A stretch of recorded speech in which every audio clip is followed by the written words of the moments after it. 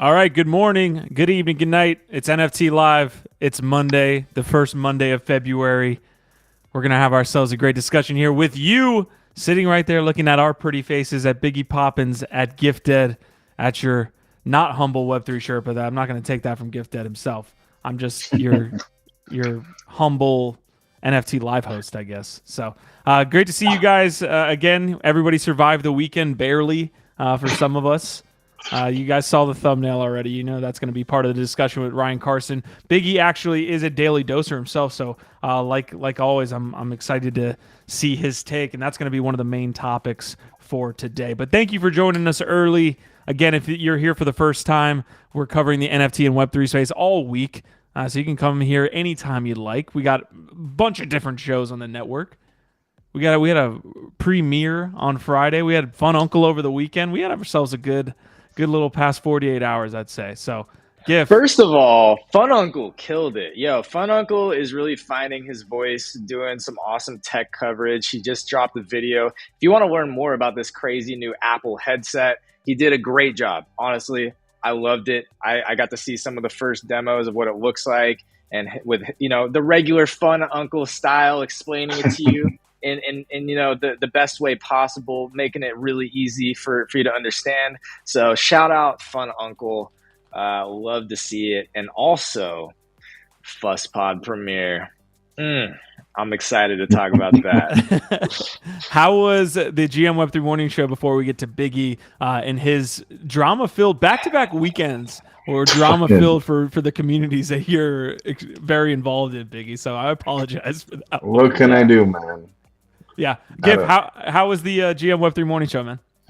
Yeah, it was terrible, horrible. It was a nightmare. We had this guy Cake Nygaard on there. Man, it got way out of hand. Can't control some people, No, obviously joking. It was awesome, and got to feature one of my favorite artists, world-renowned artist, Cake Nygaard, and talk about his open edition that is live right now. And also learned, I didn't know he is doing a burn mechanic with it. So apparently if you burn two, there's going to be an animated one. But look, Cake is one of my favorite people in the space. It's no secret. He's one of the OGs from the Nifty Castle, and just an absolutely masterfully prolific illustrator, painter, literally a chainsaw artist. Like, I'm not joking. He's like actually semi-famous for creating chainsaw art. Like, the guy's just a real fucking artist, and I love him to death. So that was cool. And we're doing a giveaway. We did one giveaway of a Cake Daves, and we got another one. We're going to announce a winner on this show for the Merge VV. So I don't know. We should pull that up at some point and do like a last call here. But we are giving away a Jack Butcher Merge VV, which stands for Visual as Value. Biggie taught me that because I couldn't remember. I want to get you mentioned open editions. We've been talking about open editions on the channel for literally, I would think, the past month. We've been on top of this. It's still going. It is still going. Massively. It is still going. Here's a tweet that I wanted to pull up real quick. This just dropped like 2 seconds ago. Snoop Dogg. Music OEs are just getting started. His music open edition. Who was saying music OEs might be where it goes next? Who was saying that? I don't know who said that. I don't know. Who was it? Who was it? Who was it? So Snoop is out here talking about music open edition. So if you're on top of the know here on NFT Live, you know that we've been hitting on open editions, and we did say. And when I say we, I mean these guys, because again, I wasn't on the open edition train. I didn't buy. I haven't bought a single one yet. Is Snoop watching our show? Yo, I just want to be the first to welcome Snoop Dogg in the chat. Thank you for being a patron of the Web3 Network and of NFT Live. Apparently, he's paying attention. Maybe it's somebody on his team. But either way, shout out Snoop. We love you. All right, if you were live over the weekend and you didn't just shut your laptop till Monday, you saw that Ryan Carson caught a bunch of shit. So I don't want to mix this with your intro. He's not the only one. You were a daily doser. So you're a resident daily doser. Dude, I honestly, man, I'm telling you, man, I need those handcuffs, brother. Like, I just need to, I don't know. If it's not for me, it's for my fucking laptop. I'm supposed to unplug. It's supposed to be healthy, but I don't know, man. Things happen. We'll get into it. I'll try to give my point of view. I don't have much. I'm still processing a lot of stuff, but yeah, man, like fucking space, dude. It's insane. Having said that, I'm I want to starting to go back. think, Biggie. I'm starting to think maybe you're a bit of a drama queen, man. You keep jumping into these projects that are just courting all this controversy. Lord, dude. Man, I mean, yeah, we'll get into it. We'll get into it.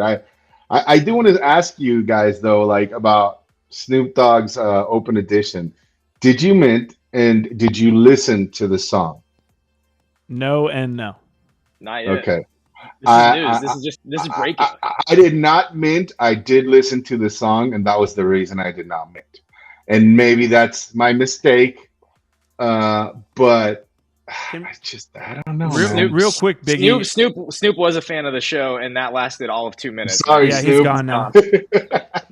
He's gone. Real quick, Biggie, I want to get one question in here about this drop because, again, music open editions, we've been talking about it, but these are a couple of the first ones that we're seeing, at least popular ones. Can you listen to the song? Do you get like a preview before you actually buy, or do you physically have to buy the song? No. You can listen. You can listen. You want to try it out a little bit. Let me know what you think. I mean, I'm a big fan of the Dogg, but this, let me know what you think. All right. Just put a couple of bars. 2023. You know me. This episode's instantly gonna get banned. Go. ABC 1, 2, 3. Big Snoop Dogg back on XYZ. Sunset. The disc is compact. A bag full of death row weed. The convict turned CEO. Big boss, 10 figures. I grew up on the side. What do we think so far, Gif? You know what? I mean, the beat didn't like grab my, attention. First off, I'd have to listen to more to really give it like a full take. I do think, you know what? There's some cheesiness when rappers become these like sort of blockchain rappers and everything becomes about. I like that term, blockchain rapper. What are you? You're a blockchain rapper. Well, but that's when it's done in like a heavy-handed sort of way. It can be done in a really cool way, and I actually think it is. Say what you want. Snoop Dogg is still like a world famous, one of the biggest hip hop artists of all time. To have him throwing like "I'm back on XYZ" into a song and dropping, it's like. It still kind of makes me feel like, it's kind of cool. Like just that he's referencing blockchain culture in his fucking hip hop. Maybe it's a little cheesy. Maybe some people think it's dumb. To me, I'm still like, all right, that's kind of cool that Snoop Dogg's doing that. Honestly, he knows. He knows about us at least. I wish we had Kane Mayfield in this room right now because I'd love to hear his takes on it, like professionally, just like beat, lyrics, the works. Right? I can tell you as a music producer that beat ain't shit. Like I can tell you that beat's like whatever from what I heard.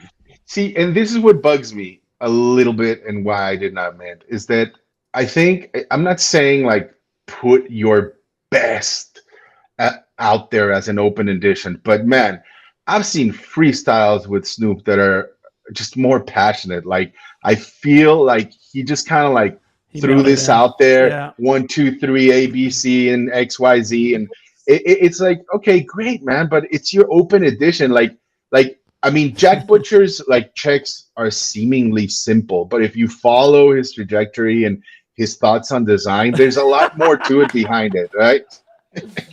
Well, saying bro said 1, 2, 3 ADC. ABC, I'm back on XYZ. God damn, that's cheesy ass. That's cheesy as heck. But like, let's be honest about where Snoop is at. Okay, first of all, we got to be honest with ourselves about a couple things. I bought a bag of.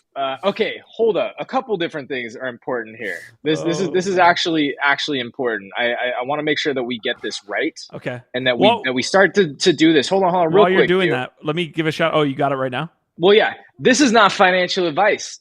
You're right. And information was found publicly on the internet. Opinions shared on this episode are solely of the Web3 team, and all information is public domain. Please do your own research. All right. So like we'll get better, but that's literally in every single video, the metadata, and we say it a million times. But look, to be clear, I bought into a bunch of Opepen editions. I bought the Merge VVs. I bought a fucking bag of Chungos last night for some freaking dumb reason. So none of this is, No, financial advice, but also it's Chungos. like if we're aping into these dumb open editions, you know, like we can't get mad at somebody else for creating an open edition that we don't feel like is their fucking Mona Lisa. Yes. First of all, but the other thing is, let's just be honest about where Snoop's at in his career. He's doing victory laps, dude. The guy's like 70 years old. How old? But let me say something. But let me say something. 50s, right? But let me say something also. That like, might as well be 70. I mean, don't get me wrong. I love the Dogfather, everything he's done, not just in hip hop, man. The things he's done for cannabis, the stuff he's done in crypto. I mean, he is the Snoop D-O-double-G, dude. And like, let's just say it right now, like his motivation for putting out this open edition was surely not out of financial need, right? Yeah. Now, having said that, I think he could have put a little more consideration into it instead of just blasting off like this. That it seems just kind of haphazard, because really, like, it could have been massive. Mm-hmm. Like, can you imagine if it would have been I'm not saying it has to be gin and juice, but it would have been a dope song, and you would have been one of those minters of the open edition. Forget about like whatever secondary might have done or this or that, but to own that piece of music would have been monumental. And I feel like, again, his best is behind him, y'all. All I'm saying is his best is behind him. He's not doing his best work at this point in his career. My man made 70. I need to make sure I get this right. He made 44 ETH on this drop, it looks like. So he sold 10,000 for whatever that math works out, but he made 44 ETH on this drop, which is dope. I mean, you love to see like music ownership as well, right? He'll smoke that in a week, dude. Like, it's nothing for him. But honestly, in my opinion, it's more about like the after effects, right? Like of what happens after you put that out there. That's and fair. The people that are able to collect it and the story that builds up afterwards. Very much like you've seen with Checks and the Lucrecies and the Neon Cats, right?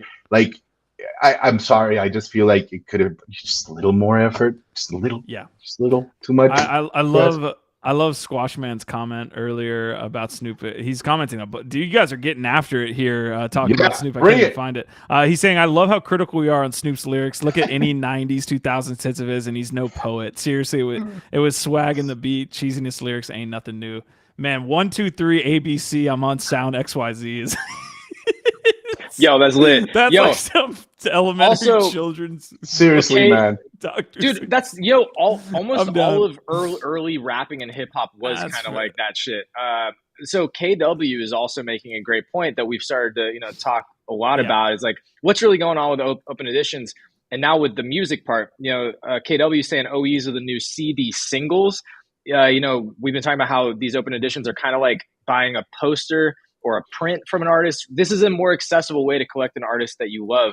And that's part of why they've been successful. There's also then the experimental economics and mechanics behind it, which is then that's how you get into like the visualized value part of it. But there is this accessibility to really dope artists part that's really cool. And things like a single, like music single or a poster are probably solid analogs for that. I also really quick wanted to hit Mike Erlinson early on. I got to scroll all the way back to all these amazing comments. Mike Erlinson talking about how he freaking killed it on the checks, sold his checks for 3 ETH total profit. Let's go.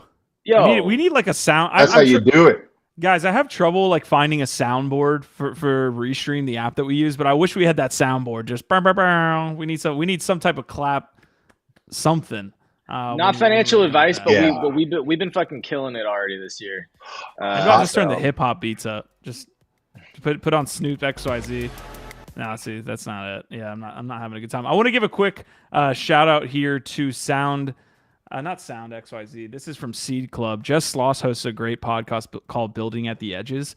It has a lot to do with DAO talk. Like a primary part of the podcast is talking to DAO founders and talking about this stuff, but I just listened to a podcast yesterday, and it had a lot of talk there about music NFTs and how the open edition is kind of reverting back to this time where the artist is now selling directly to the user again. Like we had this like 10 to 15 year window where the artist was basically like, or the user was renting essentially the music from the artist, right? You would go to Spotify, you go to iTunes, you do all this stuff. You weren't necessarily buying things from the artist anymore. They were just hoping that you would be one of the million streams, one of the 1,000 streams, and that they could somehow monetize that. And the monetization has been rough for people that are in streaming. It just is.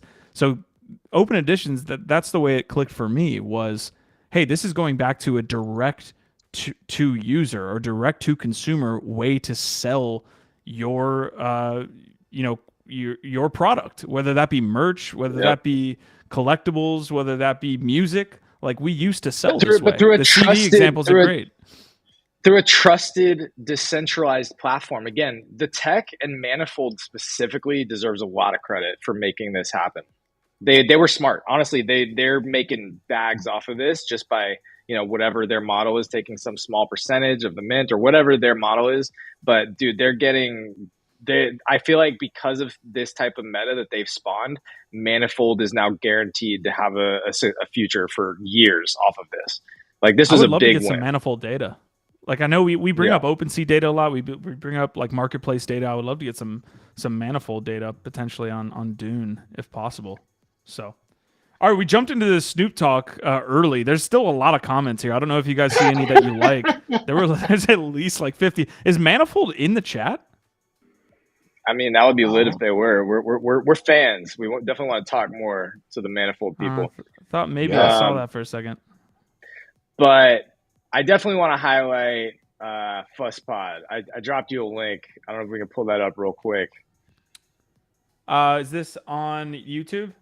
Yeah. Yes, sir. I got you. Because we teased it out. We've been talking about it for a while, and the premiere is here. This is if you didn't know the name, this is the name reveal. I want to get. This is the name of the show that we've field researched. We've done it's science, right? Multimodal research out there in the real world, getting feedback on a whole list of hundreds of different names. DGen tested and verified. Exactly. And this is the name that we came up with. I'm nervous and excited, but a bit more nervous because I feel like you've already settled on a name, so there's no going back. Well, your reaction will tell us if there's going back. So here it is, the name, Kelly. Honest reactions. Fuck you, money. Oh, what? Yes, let's go. Let's fucking go. Gif, you are a fucking savage. No, that's... All right. That was the honest reaction. Okay. That was the honest reaction. All right, I want to see honest reaction in chat too. We just showed you the name. Some of y'all caught that episode when it went live on Saturday on that premiere. There were a lot of you guys in chat, so we appreciate you showing up for that premiere. But let us know what you think. New show on the network. We're always trying to add. We got Speakeasy at this point, NFT Live, of course, GM Web3 Morning Show, Fun Uncle, and now we have the Fuck You Money Show. Fuck You Money podcast. What are we calling it? FuzzPod, yeah. FuzzPod. Fuck You Money, but for shorthand, we're calling it FuzzPod. Not FudPod. Get out of here, Biggie. That's Marty's derivative podcast. Yeah. But no, look, it's a really big deal. It's a lot of work. If anybody out there listening to this is work in production, which I know a few of you have, you know how hard it is to pull together a studio show, much less a weekly studio show that you're producing yourself with a small team, shoestring budget. This is something that we're ramping into a weekly thing, and we're really trying to push the limits of what Web3 media and content's doing. There's not a lot of this type of content where you actually get a badass hang in a freaking studio where everybody's together and you're not doing this, Zoom call heads up stuff, which, look, this is valuable. This is cool. We can do this easy from our spots, every day. But the magic of bringing people together in a studio and the reactions and the chemistry that you get, it's just a different thing. And, we think that's where a lot of this is going to be going. We think we're ahead of the curve with this and also trying to be more accessible with the topics over there. So what's the point? The point is check it out, share it. Let us know what you think. This is a big deal, and we're very proud of it. I'm especially proud of it. It's like my baby. So did a great job on it, man. I'm excited to see you keep up with the next episodes. And so was Heroin the co-host, or was he Kelly? Just the special guest? So Kelly's the co-host. We have a new female co-host, Kelly Pantaleone. Shout out Kelly, and our production partners. We got to shout out Nova 3. Dancing Seahorse is their Access NFT. You can learn more. That's part of what's so cool about this is we are tapped in now at the first ever like Web3 members only IRL club. It is a members only venue that you access through the Dancing Seahorse NFT in Hollywood, and they are our production partners, giving us production support to make this thing happen. It's actually really freaking cool, and yeah, you'll see it in the video. So shout out Nova3, Dancing Seahorse for being our production partners, and Kelly Pantaleone, our amazing new female co-host on that show. The first guest, to your point, Q, was Heroin from IRL Alpha. He killed it. He's awesome, and yeah.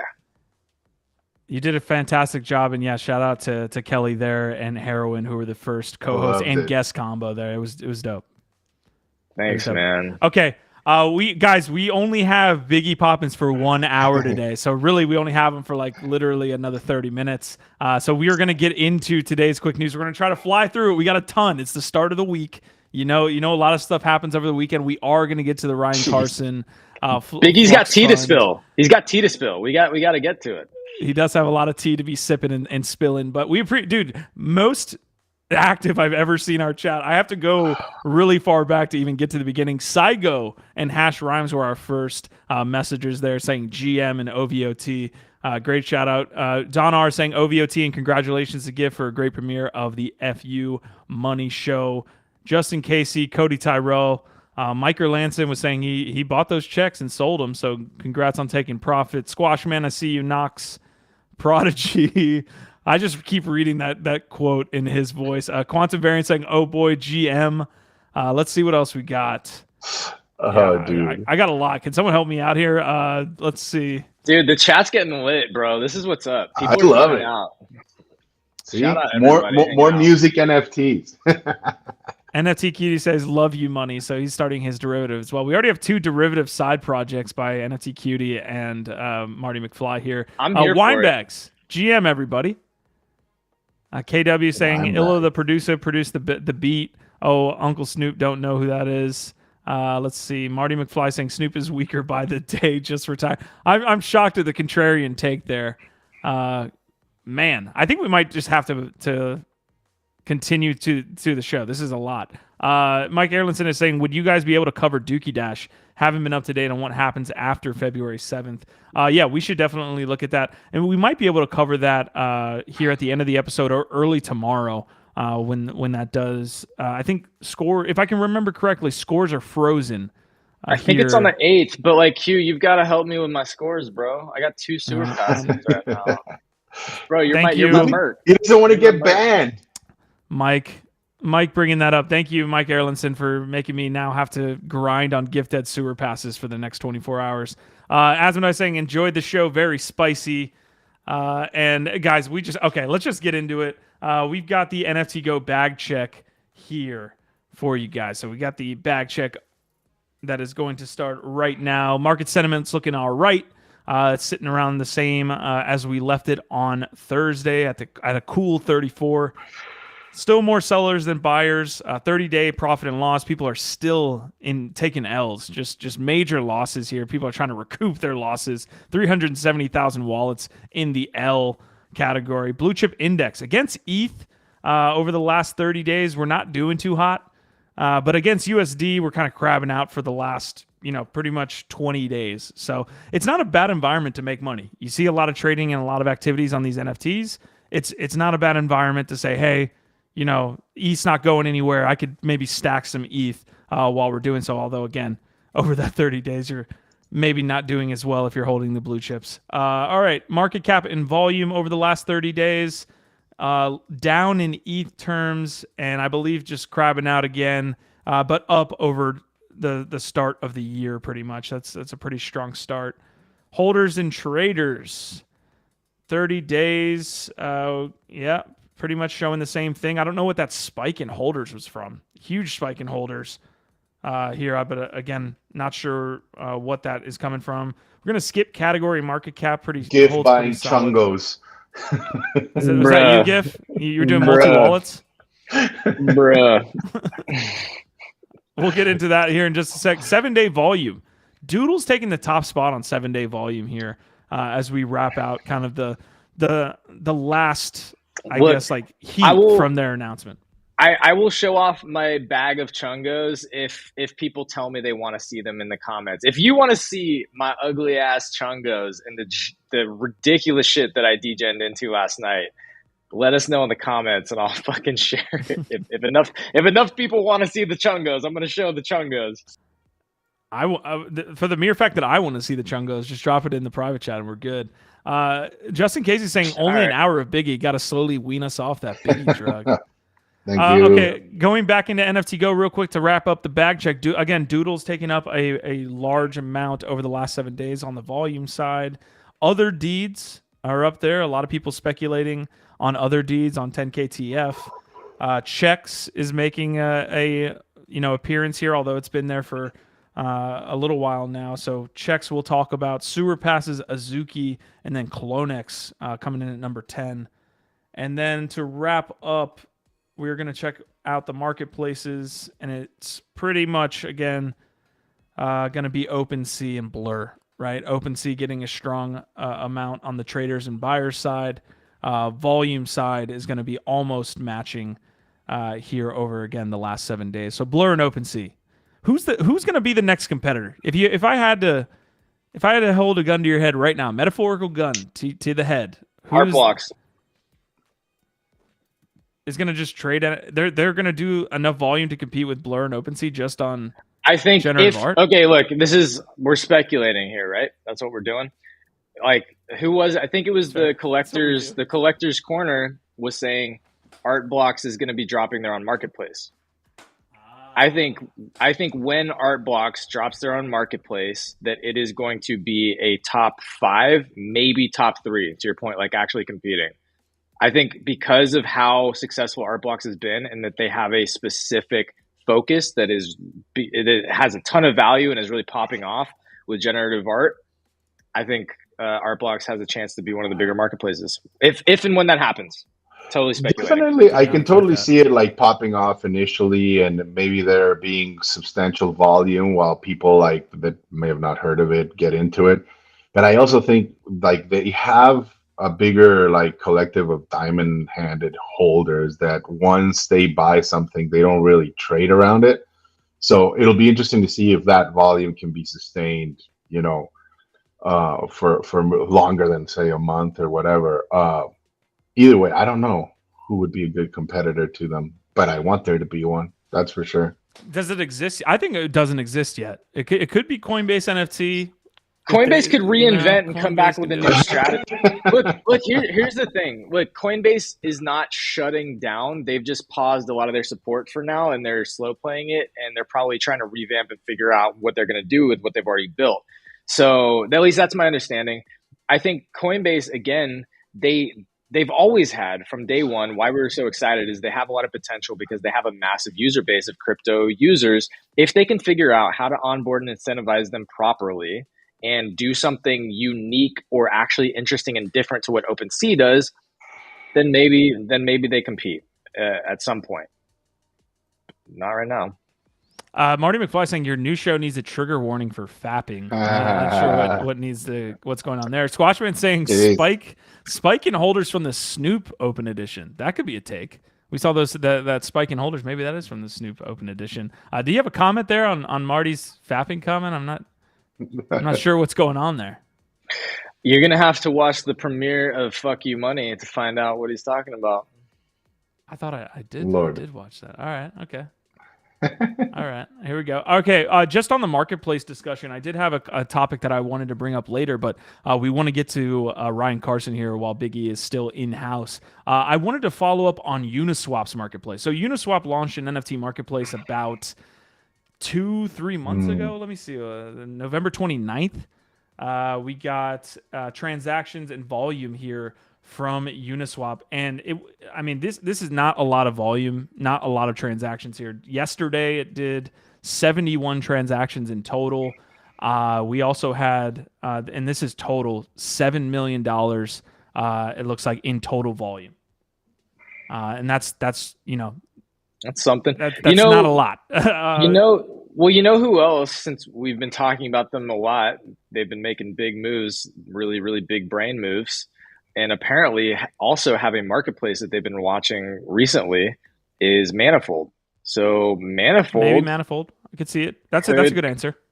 Yeah, Manifold could do something. Uniswap is a big name, obviously, especially in the DeFi space. A lot of people use that exchange, that DEX, to trade, liquid, I guess, fungible tokens. Right? Are they moving to Binance? That's the follow-up story here. So real quickly, again, it's going to be quick news. So again, Uniswap NFT Marketplace has not really done that well. We want to follow up on that. We covered the initial launch, so kind of want to follow up that there's not a lot of trading going on.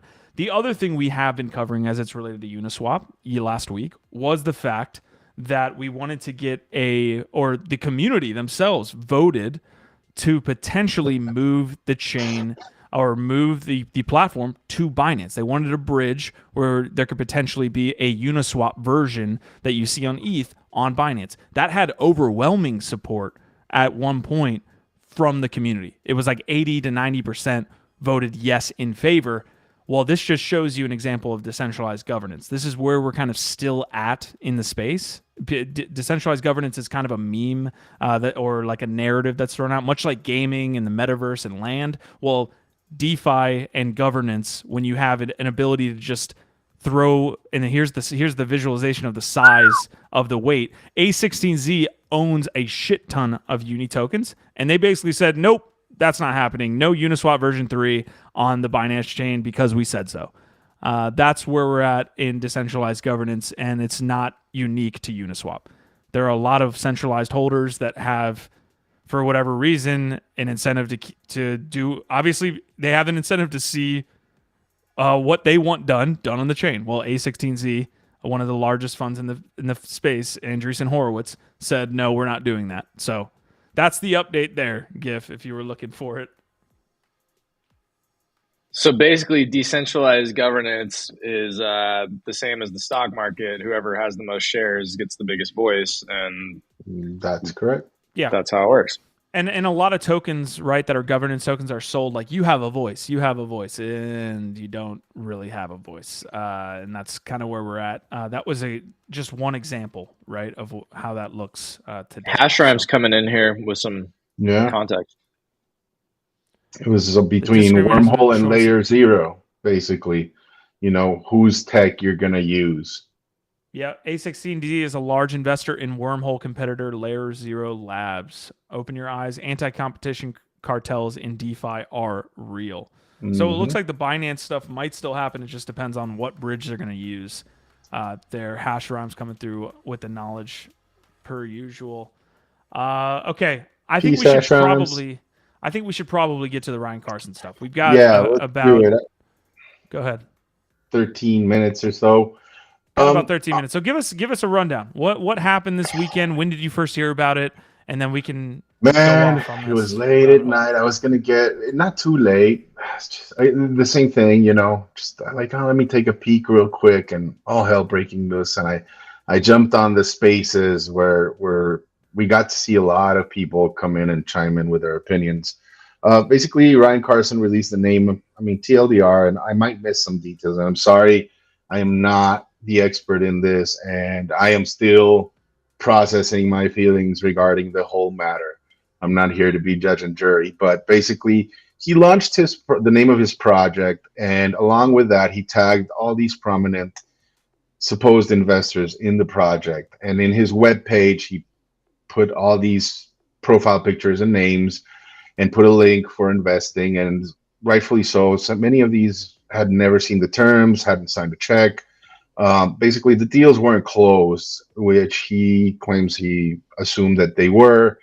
And, people accused them of using these people's names and clout to garner attention and hype up the project and maybe convince other future investors to come in.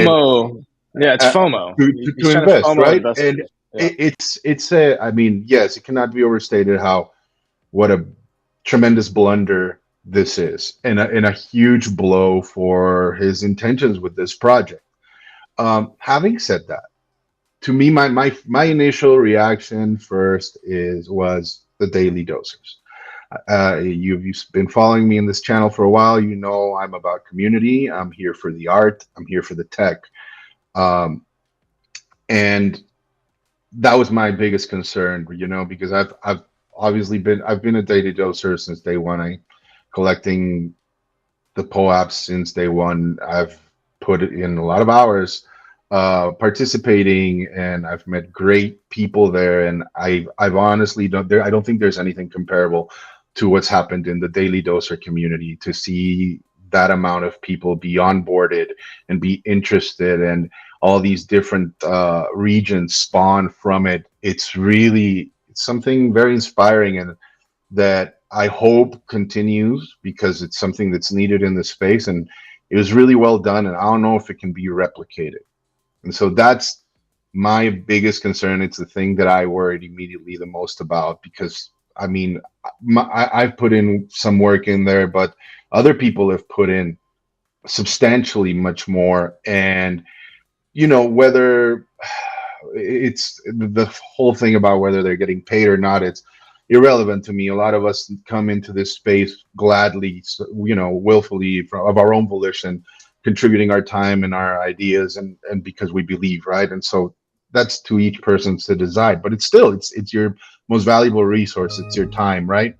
Having said that, I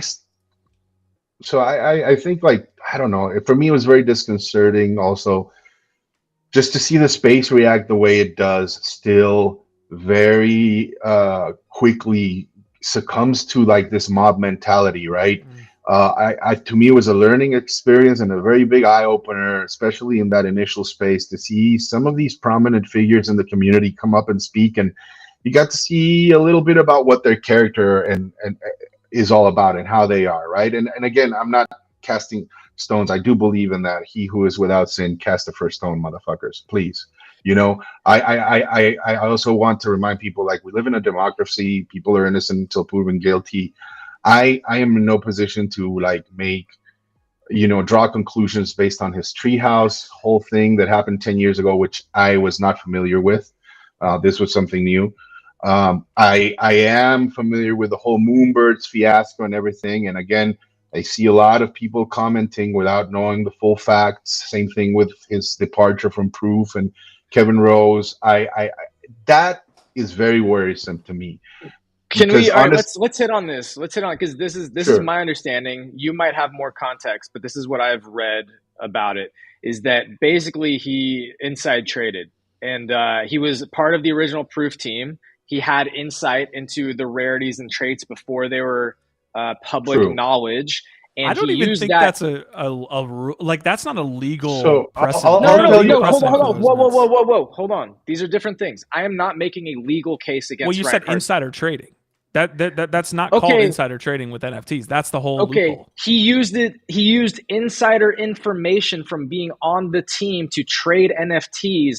Call it what you want to call it. I am not making a legal argument here. Let's be clear. Hold on. Yeah. So he was part of the team, part of Proof Collective when they were making Moonbirds. He knew about the different trait rarities, and before all of that was public, he used that to make a bunch of moves, make a bunch of trades, made a whole bunch of money, even though they had an agreement internally. You shouldn't do that. He did it anyway, used all that money to basically start his venture fund. So did that happen, so I can neither confirm nor deny that, right? Like, if somebody, I think there's many ways that could have happened. Kevin Rose came out and reacted to it, saying we should have done more. We need to do better with safeguards against this happening. So it seems proven through Kevin's own words, because he had to respond to it publicly, saying we had an agreement. I can't stop him from doing it, but we need to do better with safeguards in the future. So to me, that's an admission that something. I have not seen any like blockchain proof of these things happen. I can only tell you my experience, Gif. I was there when Moonbirds launched. I was on the voice chat where Ryan Carson was also on the voice chat, along with a bunch of other proofers and Moonbirds that were there. We were all looking for different styles, rarities, that we liked. I recall very carefully Ryan saying, it's killing. I remember Ryan literally, like, not complaining, but literally telling a lot of the people in the voice chat, like, yeah, like these are like the more rare ones, and I cannot participate. I cannot buy until a certain amount of time. I forget how long it was. And he was like, it's killing me that they're getting sniped up and all that. No, I He mean, might I'm have been not doing gonna it anyway. He might have been doing exactly. it Like anyway. I have no proof for that. I stand by, but so here's the thing. Like I don't want to dwell on that particular case or the tree house or this one in particular. I really think that, dude, I like this space because could use some fucking humanity and a little bit of mercy. Having said that, I think, I stand by what Seneca's thread. I think that was the best take from it. It's not about this one isolated incident. It's about a trend that continues to happen. And honestly, this is my own individual take of when I've met him in person. The interactions that I've had is that he's a kind individual that is well-meaning, but he's not very good at operating. I think he gets ahead of his skis many times. And yes, some of the stuff that I heard from other people that have worked a little more closely with him was disconcerting to me. Having said that, again, I do not want to sit here and like pick a side. I think like so many people have already, I mean, I think so many people have already like highlighted the glaring like mistakes that he made, which are, I think, 100% valid, and he's going to pay for. I think, I mean, I really do think this will follow him in Web3 for life. What really, again, kills me is how's that going to affect all the daily dosers out there that have been putting their time, energy, and passion into what I think is a very noble vocation, which is onboarding and educating and forming a community. And man, it hurts, dude. It really hurts that this one person made this glaring mistake. And again, I'm sure there's a lot of people saying no surprise. To me, it was. To me, individually, it was. I really thought that, yes, he had made some mistakes with the proof and Moonbirds situation. Again, I don't know if I want to go full Bernie Madoff on him and see him as this like, dark overlord, like behind like the curtains, like manipulating everything. I just don't as a human being. And obviously by now I can totally willing to be proven wrong. But yeah, this last one is really a hard pill to swallow. And for me, it's just a little bit like I'm trying to figure out how I'm going to play, because like, honestly, the Daily Dose, there's a lot of people there that I love, and it's my community, and I don't want to abandon it, but also I don't know how it's going to play out throughout time, right? And it's unfortunate because I do think it's one of those things, very much like checks and other stuff. As far as community building, it's kind of like one of those flash in the pan, once in a lifetime situations. And honestly, it just sucks. It just really sucked seeing the whole thing unravel in that way. I still commend Ryan for coming out and like showing face and taking the hard questions and like some crazy verbal abuse as well. I mean, it takes a lot of balls to do that.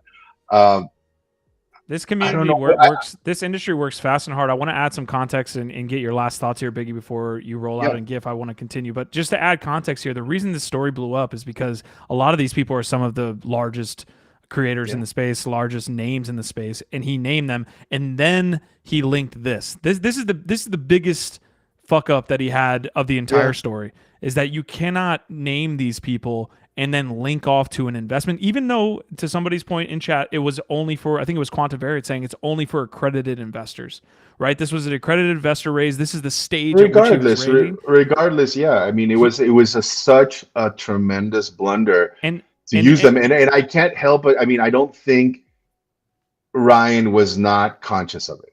Of course, he knew the effect a post like this is a smart guy. Like he's a very smart, like, when it comes to building community and the social media stuff and marketing, he's very experienced, and he knew it's very, like, the intent is clear. It's very clear, and you can't evade it. You can't escape it. It is what it is. And yes, he says that there were some of these code tweets of handshakes, and he assumed that it was a done deal. But again, it's not done until the paper's signed and the checks are cleared. And yeah, it was just a tremendous blunder by a human.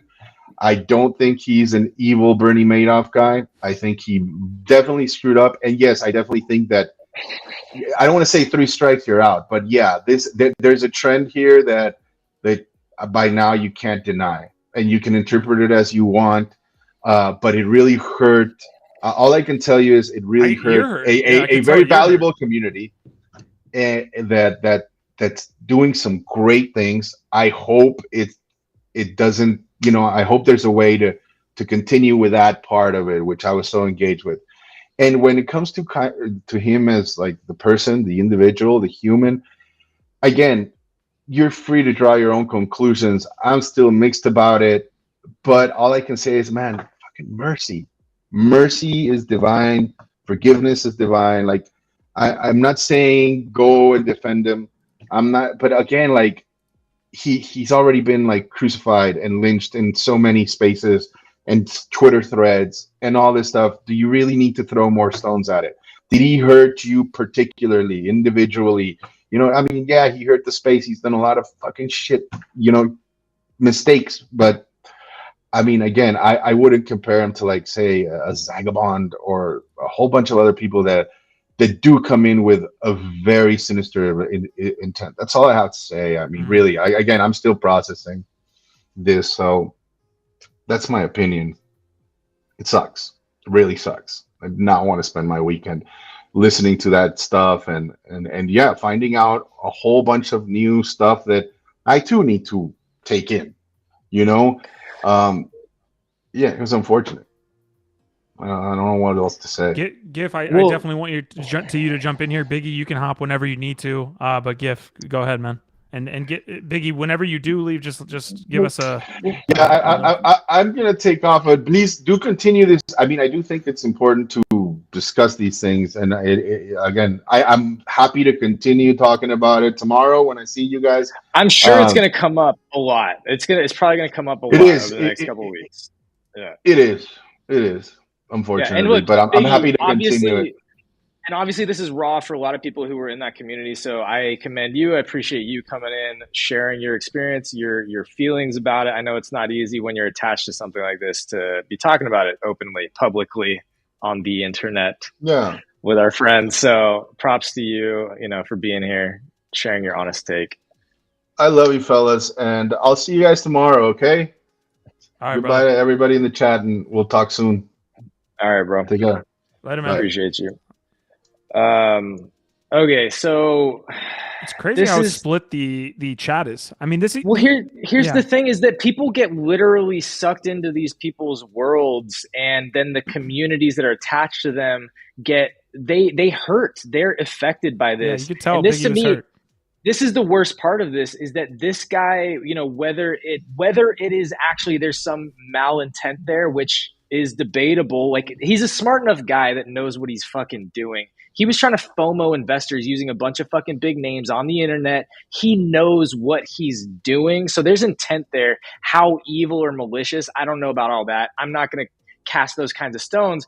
But like, by him taking this misstep, doing what he did, he really hurt his community. And that's to me, maybe the worst part of this, besides the fact that it adds another headline to a list of, shitty, scammy, weird behavior that everybody already hates about the space. Like, my thing here is that if there's a pattern, you've got to pay attention to it. I'm not for canceling people. I think people have to learn, but I think this chat is pointing out a lot of the details about this. And that is that there's a big difference between an honest whoopsie doozy, like, oh, I just didn't know something, and so I learned. That's an honest learning moment, versus like what he did, which is very intentional, trying to like play a psychological game where you use clout and influencers before you've got any signed deals with these people. Use their names to FOMO money into your fucking business. Like, this is a very different thing than just like, oh, whoops, I didn't know. And that's what concerns me about this. And also somebody else, I think it was Andy, was the one that was saying, drawing a parallel to SBF. SBF was the altruist. He was the effective altruist. Everybody loved SBF. He's such a good, nice guy. How could you not? He's so that's wonderful. Yeah. No, it's an okay analogy, but it's a stretch. I just mean, no, I know, but what I'm saying is you don't become Bernie Madoff overnight. Mm-hmm. It is a pattern of behavior. I was watching the Bernie Madoff documentary, which is really great, and I'm only about halfway through. I haven't even finished it yet. But there was a very early pattern of him lying, deceiving people, getting away with it, that emboldened him and built him up over time. This is a pattern of behavior of, oh, just a little lie here, get away with that one. A little bit bigger lie next time, got away with that one. Now I'm fucking fronting out whole office buildings in New York and telling people this while I've got an underground layer. I'm getting away with that. What else can I fucking do? Do you know what I mean? So it's like this shit, like same shit with SBF. He didn't start as some evildoer SBF. Like, you know what I mean? He didn't start as like, I'm going to rug the whole fucking crypto world. Yeah. I want to get to one comment Squashman's having saying not illegal. Because again, you were mentioning this earlier and it was like, part of the reason why people are attracted to this space, specifically people that are smarter, understand that there's not a lot of rules. There's not a lot of rules out here, and there's a lot of money flying around. Smart people are taking advantage of this. That's what I don't like. See, what I worry about, like Biggie is clearly like a beautiful, big-hearted person. Like Biggie's smart as fuck, but he gets attached to the community and the story like we do. Yeah. We get invested in the weeds. And we don't want to think that the people pulling the strings are actually have some kind of like agenda. But like, you know, Marty McFly moment here. Sometimes people do have fucking agendas and they're using this space because they know there's not a lot of regulation and they can get away with bags of fucking money. And this is why we have the thesis, right? And I've talked about this on the channel multiple times of like finding the new meta. Because whenever the regulatory, you know, behemoth finally catches up to Web3, we'll have to move on to Web4. And guess where all the smart people will be? In Web4. And like this is why the money is so like volatile. One, you could lose a lot of money in this space, but you can make a lot of money because the rules aren't set up that way. You know, it's like rushing out to California to go find the gold mine, you know, and whatever's after the gold mine, oil, you know, like these spots that we are on the fringes of have no rules, and it's why a lot of us can make, you know, the money that we're trying to make. So it's good and bad. That's one thing I will say. Back to Squashman's point, I think the analogy that he uses is great. Nate Chastain from OpenSea, because that guy got, I believe, indicted, or at least like I don't know if he got indicted, but he got. I think he went to jail. There was a warrant for his arrest for doing what he did at OpenSea. So although there probably isn't a stated regulatory law that says you are working for an NFT marketplace and you buy and sell these NFTs that make it on your page, you know, like he got himself into trouble. So you know, Ryan could potentially see himself in trouble here. Like the regulators could see this. Because he might, and that's the issue is that, again, this is more scrutiny of like really negative behavior. And again, look, I'm not saying he's SBF I'm not saying no. Again, I think literally Biggie said 10 times, he's not fucking like Bernie Madoff. We're not saying he is. What we're saying is that like these types of like people, there's a pattern. And what's bad about this situation is that it seems like people are starting to draw patterns here, and that's not good. So like, again, I have not, like, I want to be fully transparent. I am not a daily doser. I don't listen to his shows. All I'm doing is reacting to the news. I have no dog in this fight other than I care about the space. I care about Biggie. I care about the people that invest in these communities. That's where I'm coming from. So I hope that like there isn't anything more malicious. I hope that whatever happens, that the community can come out of this with some kind of, I don't know, closure, or that move on in a positive way and it's not just all shitty for them. That's what I hope. And we're talking about it because, look, this is a person that's getting a big platform, getting a lot of attention, pulling in a lot of money, and that gets scrutiny, right? That gets scrutiny. I do have an interesting take, a personal take on the like Moonbirds trait sniping thing. I don't know if you want to keep going in this or you want to move on, but like I could tell a story on that. I don't know if it's a hot take or not, but I'm seeing a lot of people complain about and this tweet had it that we brought up earlier, complaining about like the people that got the investing opportunity in this, and like complaining that they somehow got the opportunity. And this is the tweet literally says, this is the 1% we previously ran away from. No, it's not.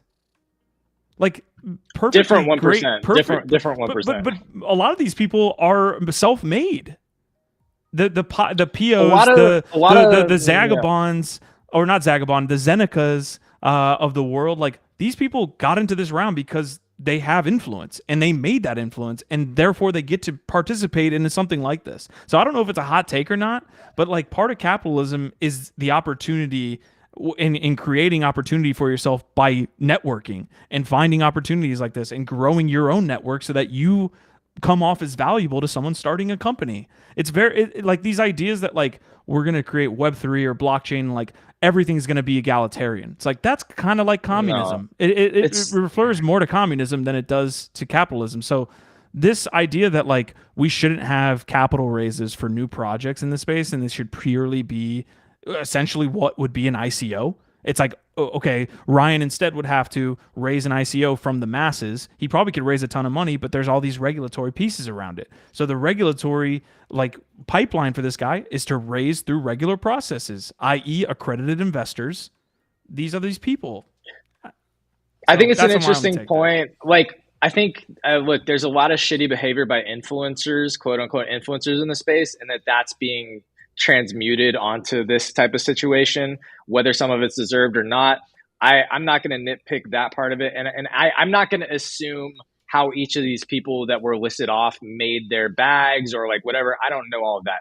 To your point, Q, social mobility is the beauty of capitalism, this promise that you can raise your own stars and stripes by hard work. So we shouldn't be shitting on people that are making it themselves, building themselves through the space, because that's literally what we all want to do here. That's what we want to do here. We want to improve our lives and grow our businesses through the space. We're trying to do it transparently and openly and organically. It's not always easy to do that when we can just go and pull some fucking shitty behind the scenes deals that a lot of people are doing to just, pump a quick bag or make a quick buck. But everybody's doing their own thing. And so, yeah, we're not going to hate on people for trying to improve their lives, build a business, have some social mobility upwards.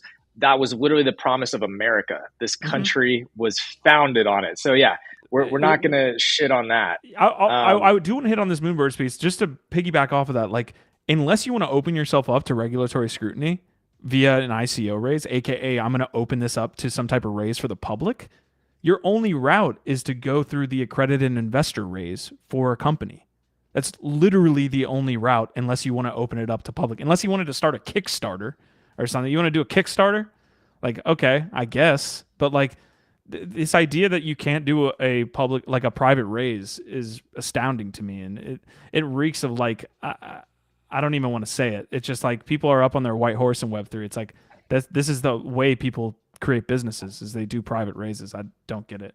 And you know what? There's a lot to be learned here, and hopefully the smart people are paying attention and actually learning how business works, because there's more transparency now through this space about like how backdoor deals happen that has never been available to the public audience about how these businesses are made than has ever been available. And I personally find that kind of fascinating. Sometimes, yes, I am infuriated by the bullshit that I see, but also, you can learn a lot by what's actually going on a lot of times when these things are happening.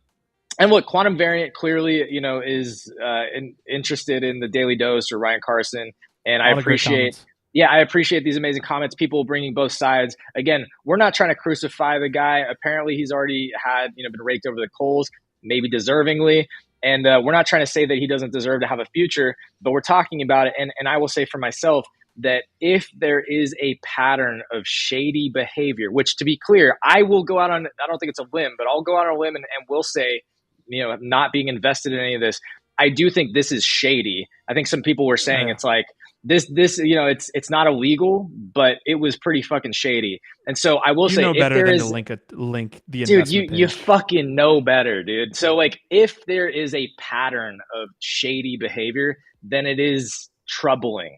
and something that people should pay attention to. Get into this Moonbirds piece that you were trying to hit on real quick, and then we'll wrap up this combo. And I think we're going to have a little bit of this combo tomorrow. We didn't get enough of Biggie, because his experience being a part of the Moonbirds, I'm surprised that it felt like he hadn't made up his mind on whether the Moonbird situation actually happened. And he's invested. He's invested in this thing. He's close to it. And that's again, it's like, it hurts. Like, people invest in these things and they believe in these people and they believe in these projects and communities. And a lot of times there's a lot of good there. Clearly, Biggie's getting a lot of value out of these communities. That's why he is so, he's so passionate about it.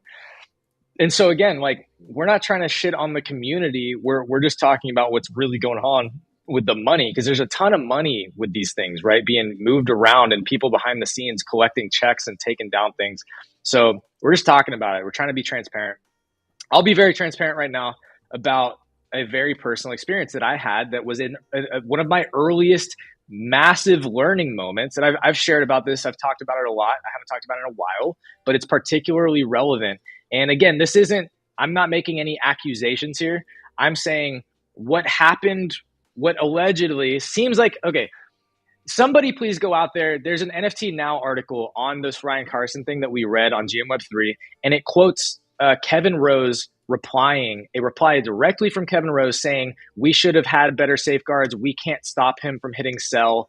Like, it seems from that clearly he was trading Moonbirds with knowledge that other people didn't have. So again, I'm not trying to make an accusation. That's what I read. But why does this matter? Like, what are we talking about? What is trait sniping? That, I think, is the educational moment here. I had a very, very early learning experience. It was one of my most painful early experiences in the space, trying to pioneer, be an entrepreneur, build Nifty Castle, and launch our first big project, DBs, which is still fucking amazing, rocking that shit for life. First crypto native skate brand. DBs are freaking dope. The artist is Sketchnate. If you don't know, we'll do more on them another time.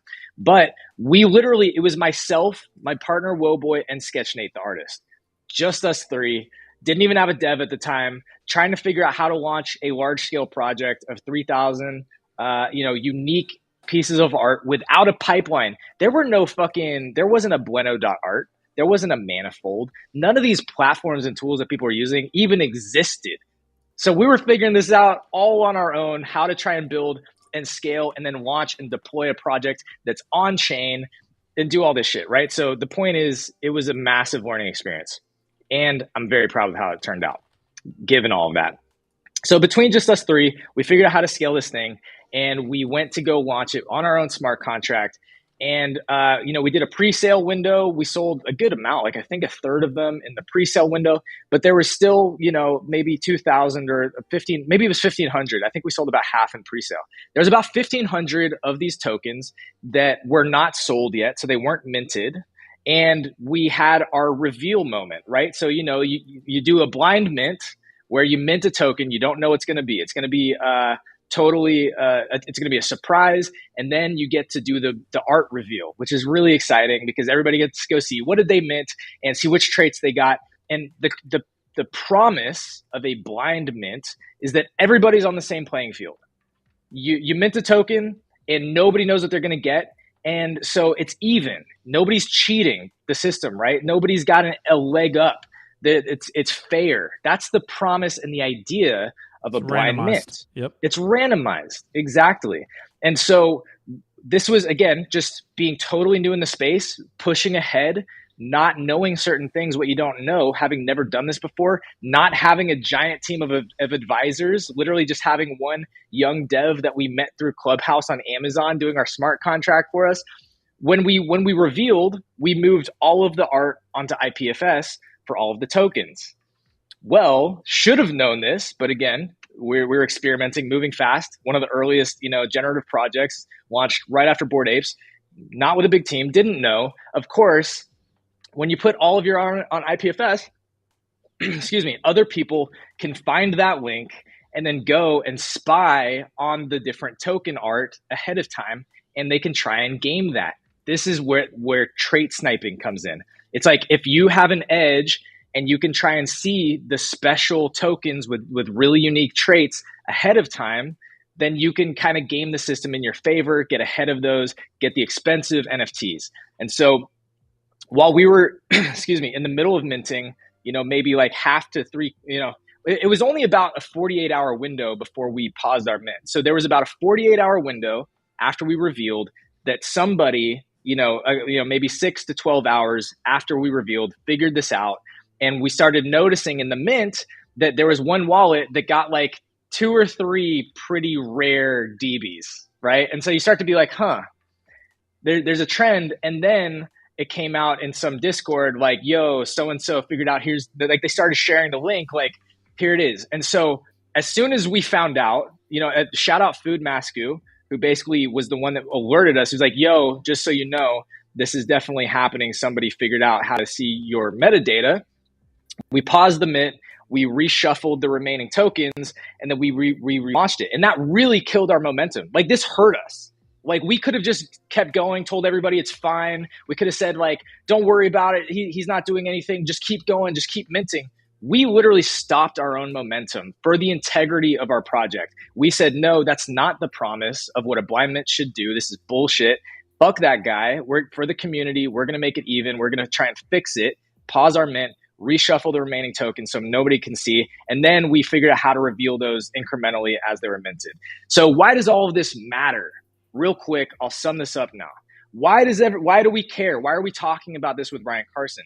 Because on a project like Moonbirds, where there's literally been tens of millions, hundreds of millions of dollars traded, I don't know how many millions of dollars, there has been a lot of money traded, especially around the initial mint and reveal of Moonbirds. If you have that kind of insider knowledge on a token like this, and you can be sniping the rare ones, if you work for a company, you're supposed to sign documents and have agreements that say you're not going to use this or dump your tokens or do whatever. And apparently they had an agreement, but like it was verbal or whatever, and they couldn't stop them, which is where Kevin Rose was saying we should have done better. But apparently he used that to snipe the rare Moonbirds because he had that information of what was going to be the super rare tokens. And that's how he made a giant bag off of his community. Again, the way that it hurts the community is that other people would have been getting those randomly. Yeah. The fairness would have helped other people, and instead he's using that for himself. That is what's interesting. And we had a comment earlier, I think that's from Brian, saying Ryan's public persona is one that makes you put your guard down. He's like Mr. Rogers type of dude, but his track record tells you another story. So the problem, and we covered this earlier, is like me and Gif aren't daily dosers. We're not in the Moonbirds community. So for me to cast judgment would be tough because I'm not, there when it happens. I'm not able to talk with people who are there, when it happens, unless we wanted to do a deep dive, which hopefully we could do tomorrow. But anyways, the point I'm trying to make is like people are defending this guy, but if he's actually doing this stuff in rarity sniper or trait sniping, doesn't seem like from the outside, it's like, oh, that sucks. But it actually is really a nefarious activity. Because you're basically saying "fuck you" to the remaining community members. That's what you're saying. Yeah. That you're like, I'm going to take all of this. I don't care about somebody's you. life. Yeah. So exactly. Not Could just somebody, changed. but if he did this on multiple tokens, let's say he did it on 10 tokens, maybe 20 or 50 tokens. I don't even know how many he did it on. Let's just say that he did it on like 15 different tokens that he bought and flipped. That's 15 people's lives that could have been really changed. Mm-hmm. They might have gotten $50,000 to $100,000 off of a rare Moonbird and flipped that shit. I'm going to try to get a poll up around this topic. We're kind of closing that out. We've got some more quick news to hit. Yeah, man, this is the type of story that also gets regulators kind of hovering a little bit, right? Like it's known enough. It's a big enough project. It's a big enough known entity in Ryan Carson that they come and they're like, hey, we need to police this space because they can't police themselves. It's a lot like the again, I love the Chastain. And that's why I get infuriated. Again, I don't have a dog in this fight. I'm not a daily doser. Don't listen to Ryan Carson. I don't give a shit what he does, but when it's really negative or hurting the space or hurting people like Biggie that I care about in the community, that's where I start to care and be like, okay, what the fuck's going on? Like, I don't care. I don't want Ryan Carson to be a bad guy or have him, not be able to do his business. I want all of that. But like, to your point, Q, like when it's fucking up the space and the community for other people, that's when I start to get upset. Yeah. I just dropped a chat a poll in the chat there, basically asking, hey, how big of a fuck up is this Ryan Carson move? Whether you guys think he's not going to recover from this, you think it's kind of a flavor of the week piece of news, or you're undecided. Because that happens in this space too, and that happened particularly in this case because of all the influencers, quote unquote, that were involved. Because once it becomes a negative story, every single influencer is like, I need to put a thread out about this. So it was like this very fast rolling snowball that got out of control because they're all involved. This was isolated to a daily. He kind of did it to himself. He kind of did it to himself, right? He did, but I'm just trying to give context there of like why this got out of control so fast. You saw people, G Money pulled out. We pulled up an earlier tweet. Jimmy.eth was a part of this. I think Zeneca also pulled out. I think some other people. I was trying to read Zeneca's thread. Zeneca's thread was like 18 tweets long. I don't know where I looked for it and he didn't like explicitly say it, or else I missed that. So if you guys know in chat, I don't know if Zeneca pulled out, but a ton of people did. And so fair question here, Give, to wrap this up. Like, does he recover his Web3 reputation here? Can he continue to do another project after this? Okay, so if I was a betting man, which clearly I must be, yes, I would say yes, because the unfortunate thing that I've seen in the space is that a lot of times people's memories are way too short and they get distracted by the shiny object. So if he comes back with an clearly he's a smart marketer, clearly he's a smooth talker. Again, I don't listen to him. This is what everybody else is telling me. So clearly, like, the guy knows how to pull some strings and get people moving in a direction that he wants them to. I think, whether or not he should, not for me to say, I think he probably will be around doing other things. And it'll be interesting to see what and how that goes. He might have to do his Louis C.K. apology tour and take some time off. Dude, apparently Louis C.K. is selling out Madison Square Garden now. You know what I'm saying? So, people also in the U.S., as much as people love to see a big person fall, they also love a good comeback. It's fair. So, you know what? You know what I'm not taking part in is a live bride reveal. And NFTGO is saying these live reveals are kind of like Indian bride reveals where you don't know what your bride looks like till the day of. I'm going to pass. Hard pass. But imagine getting a rare bride. Bruh. Yo, that would be sick. Honestly, you know what? I might. This might be a great generative project. First of all, is there a YouTube video? Is there a YouTube video? Go ahead. I don't know, but look, shout out NFTGO. NFTGO's got jokes lately. He's also dropping unique alpha, but he's funny too. All right. I'm just saying, I want a YouTube video showing all the reactions from the groom on the live reveal of their bride who they're going to be with for the rest of their lives, having not seen them before. Yeah, that could go terribly wrong. I'm sure most mints, 95% of people are kind of like, That one dude, it's like, woo! Rare bride, Prodigy saying that's human trafficking. So we're going to move on. Crypto Suki saying, wasn't there some drama with him after Moonbirds, man? Suki, if you go back, we did touch on the Moonbird situation. They might be catching up. Might be catching up either way. Yeah, we talk about it. We will talk about that. Brian says Zeneca was not an investor. He was on as an advisor, and had publicly confirmed that he's confirmed if he's out. He said he wants to have a call with Ryan. Confirmed he's out. Okay. I thought, honestly, I read the thread. It sounded like he was coming on as advisor and took an investment position as well.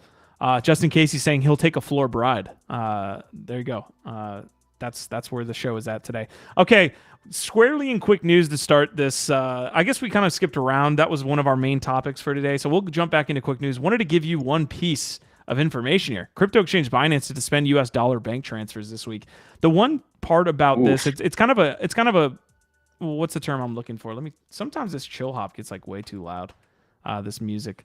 The one information I wanted to get to you guys here was the amount that's actually transferred in USD on Binance, because it surprised me.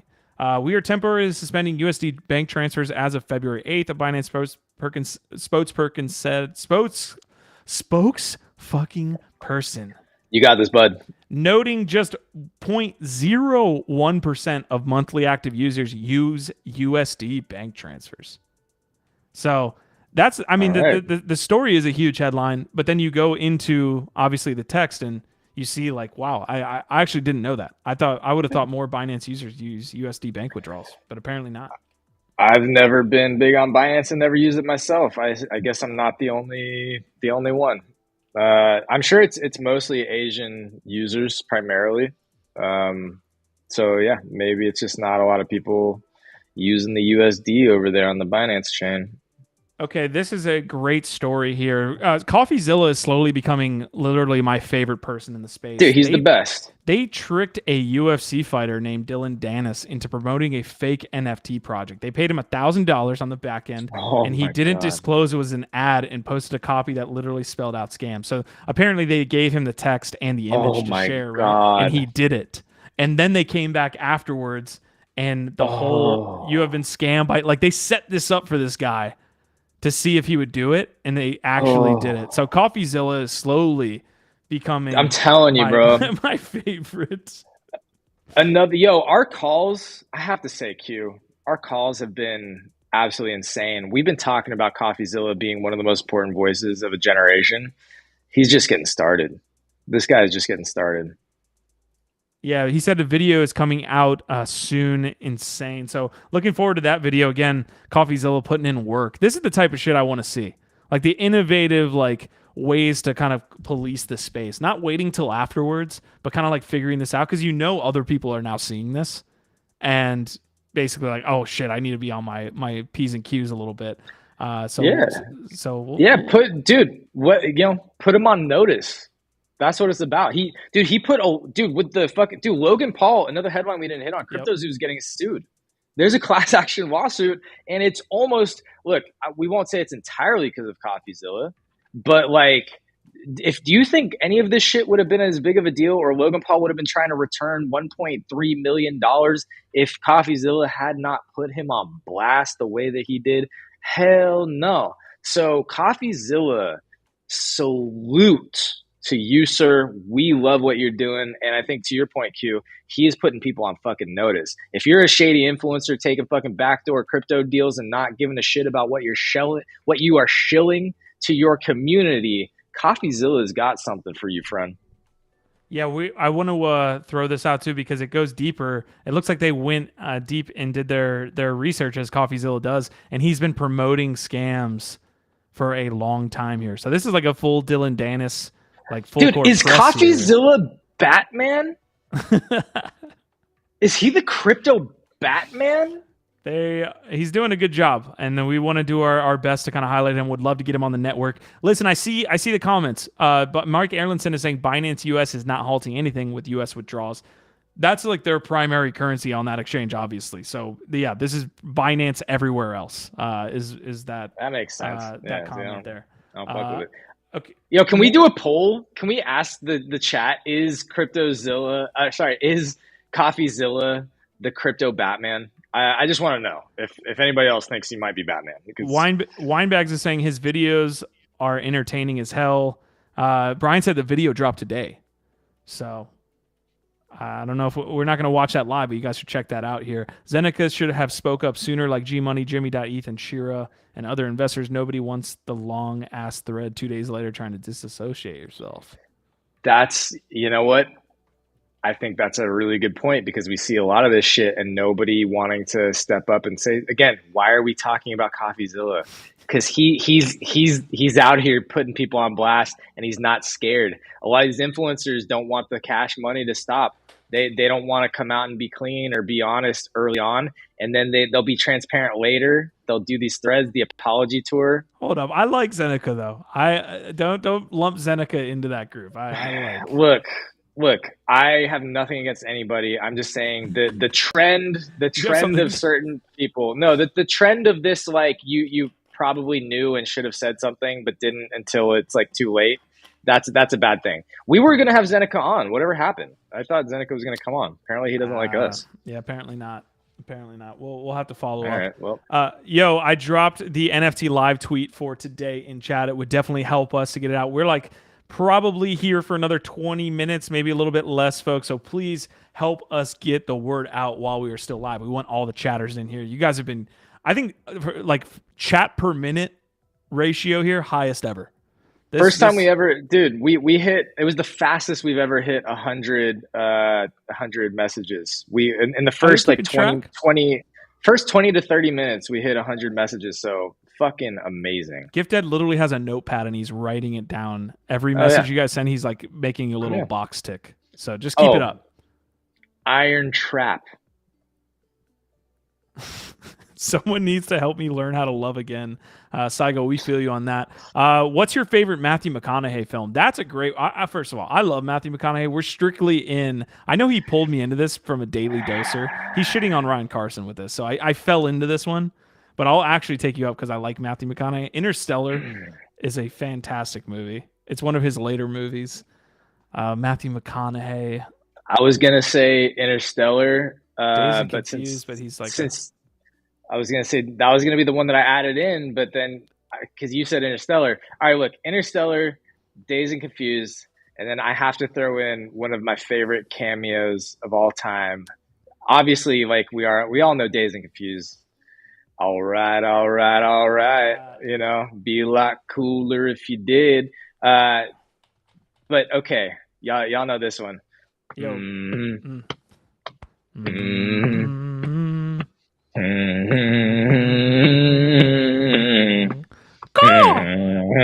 Oh, I love that. Wolf of Wall Street, bro. Best cameo of all time, Tom Cruise in Tropic Thunder. It's fucking great. It's really I want to cue that up right now. I want to watch that. Tough crowd in here today. I didn't hear any of you guys laughing at any of our jokes, but we appreciate it if you did leave a like or a retweet on that tweet we just left there. All right, we've been covering AI a bunch on this network, and we will continue to do so. So AI art accidentally wins Destiny 2's Art of the Week fan art contest. This is amazing. This is AI taking over slowly. They'll start with Destiny 2 art contests and end with the world. But as you can see, this is the art piece here that won the fan art piece. I want to get to this. Was kind of just a meme link here, so I didn't really dive deep. The art of the week that was picked in the TWAB is confirmed as generated by AI.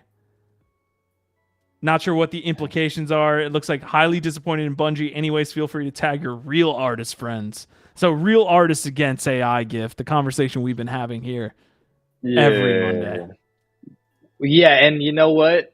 If you want to know, will ChatGPT enslave us all? You can ask him. It's on the FuzzPod premiere episode 1. We do talk about it with co-host Kelly Pantaleone and guest Heroin over there.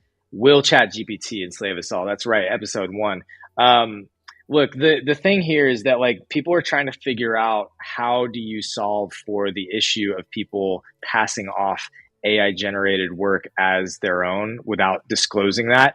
It's a hard problem because what you start to realize is that the AI is already too good and we're not prepared.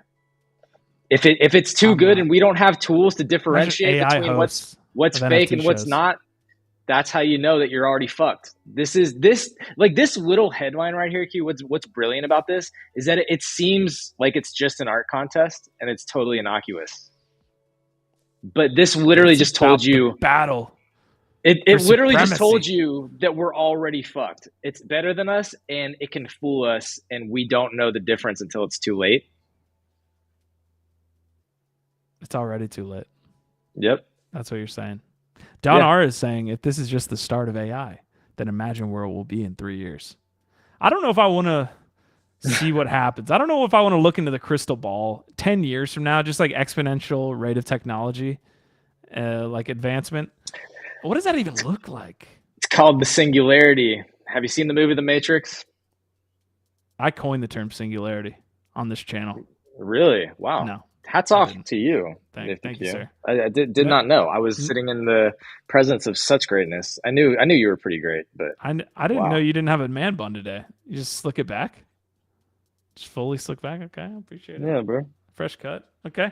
All right. On to the next piece. We should have an AI episode again. I would love to get... Matt Wolf totally ghosted us, man. What's up? I want to get that AI alpha, man. Or alfalfa.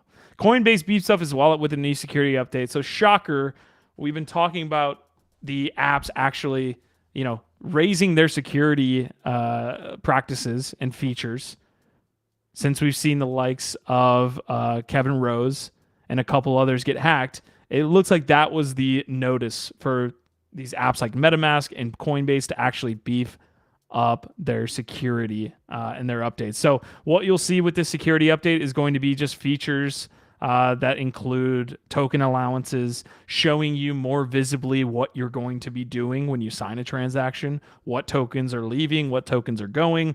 So I guess kudos to Coinbase, but again, I live along that same thesis that they should have done this a while ago. It took a Kevin Rose hack. It took all these larger scale hacks to push these companies to develop feature sets that we should have had a little while ago so that this shit didn't happen. So a little bit more from MetaMask, a little bit more from Coinbase. We're getting there. I'm sure we're not there yet in like full readable and more, user-friendly solutions, but they're going there. I don't disagree. And you know what? I've given Q a hard time sometimes when he goes off on MetaMask, but he's actually right. I actually think that you're making hot points. And yeah, we need these companies to do a better job with some of this tech and get ahead of some of these issues. Look, it's not easy being a tech company, but like here's one of the things with Coinbase, since we're on it real quick. They did not treat this like a big business. They treated it like it was like a little internal startup and like a little feeler. You know what I mean? That's part of Coinbase NFT.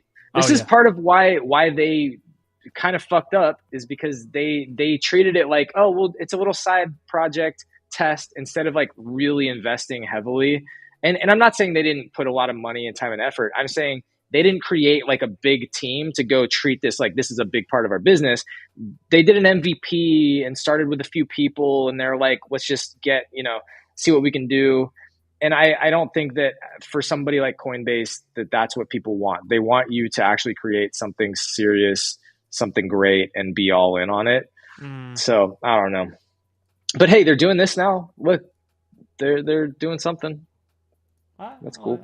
I can get behind it. Okay. Last thing we're going to talk about today, and we see you guys with your comments. We'll get to it in just a sec. But we're going to talk about checks.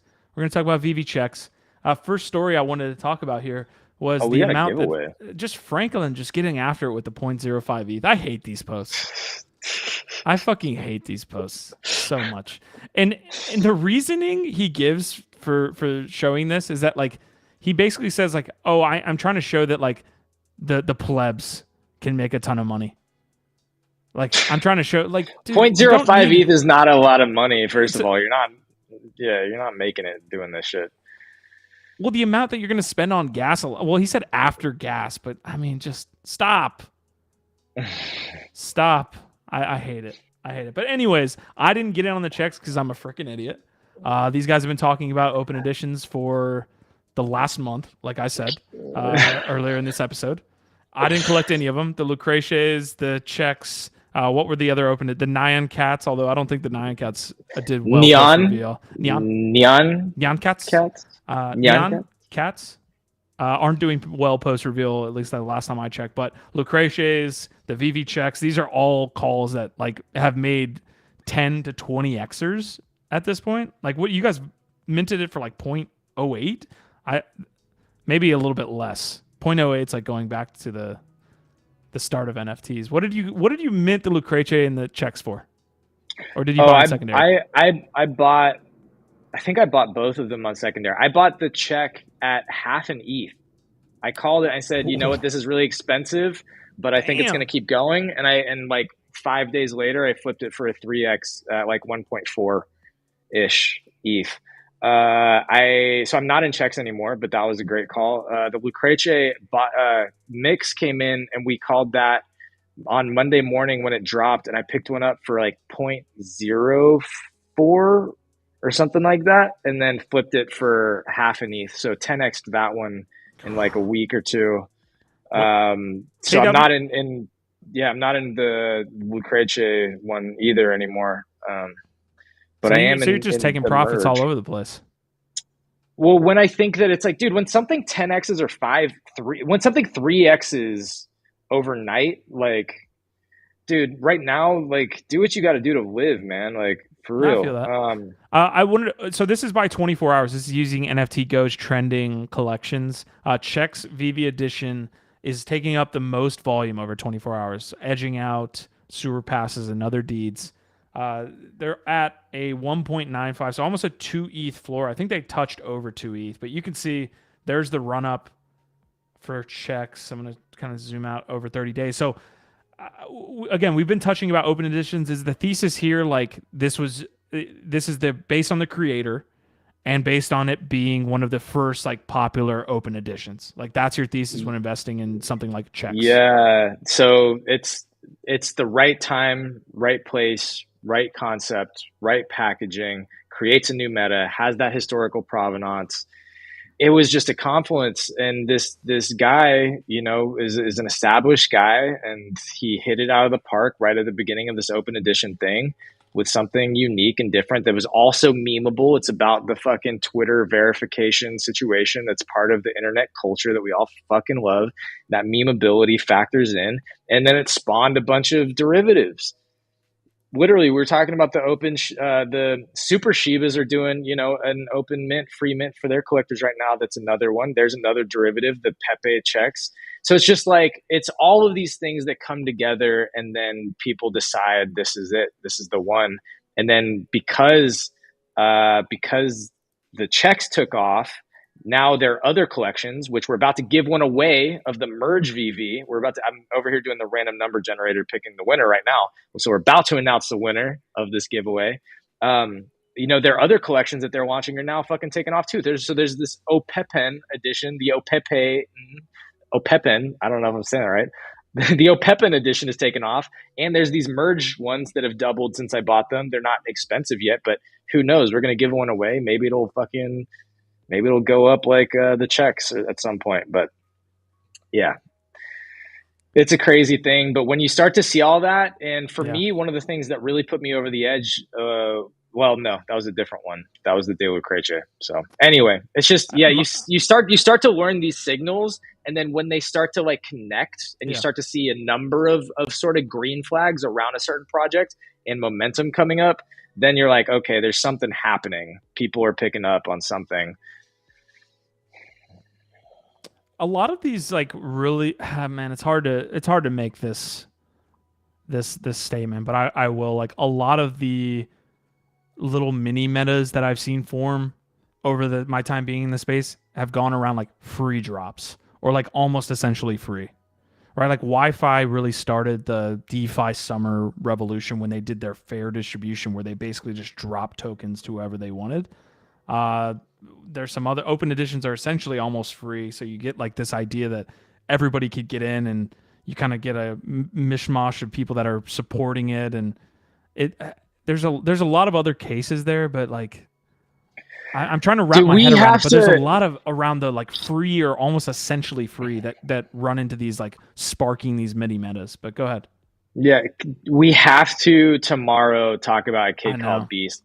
We don't know. I literally, it's been flying under my radar, even though people keep bringing it up. I haven't gotten into it. Let's talk about it tomorrow. Also tomorrow on GM Web3, we're doing Tez Tuesday.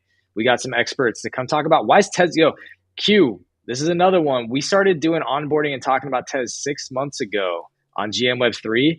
And now I'm starting to see a bunch of people tweeting out Tezos. So it's like one of these things you pick up on. It looks like there might be some Tezos heat coming in the not too distant future. Again, well, one of my big predictions, generative art this year, I think is going to be big. Tezos is a place for generative artists to experiment. So anyway, Tez Tuesday tomorrow on GM Web3. I'm very excited to talk to John Marlowe, I believe is his name, Tez expert. I think .Gwa is going to come through again. But real quick, we have a winner, and I think it's one of the homies, Justin Casey.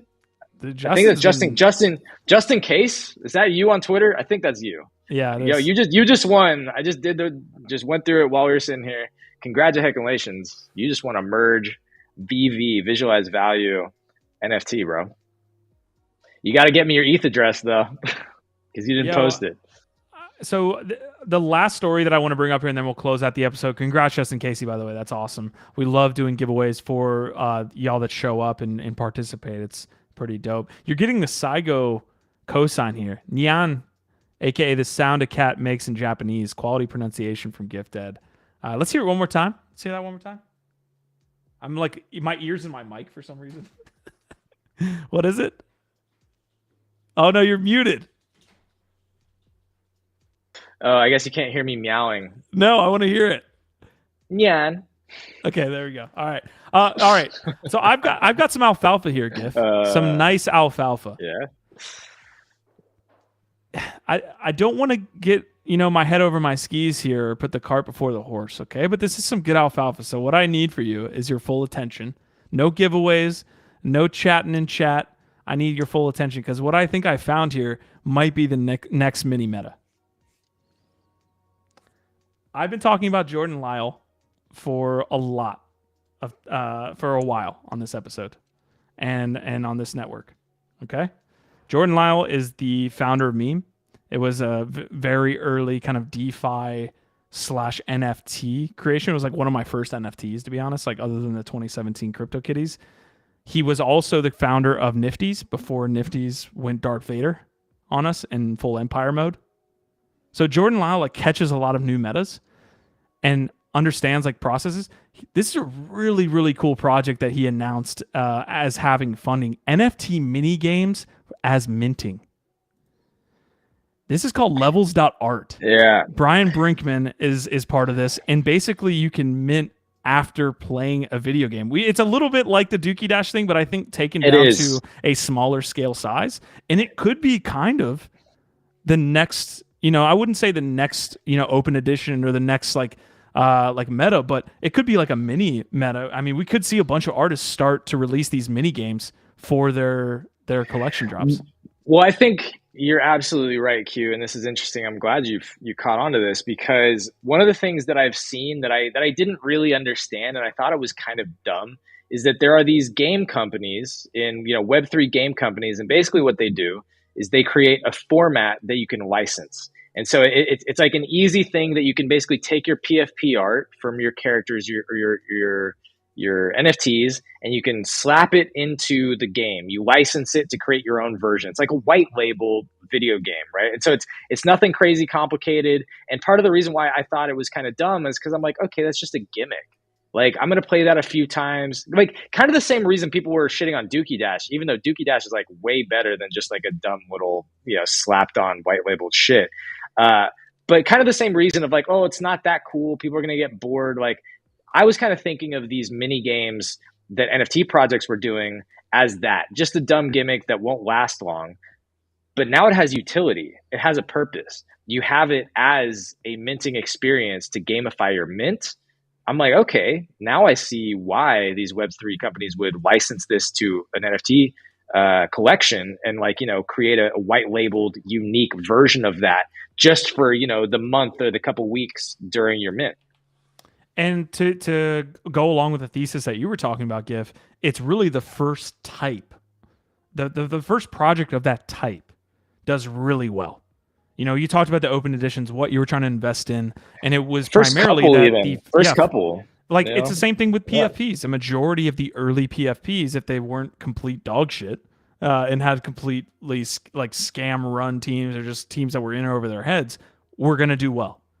And the longer that meta goes on, the harder it is for a new incumbent to take over. So this could be one of the first like mini game NFT collection mints. This is happening on February 16th. So we're dropping some alfalfa here. Levels.art.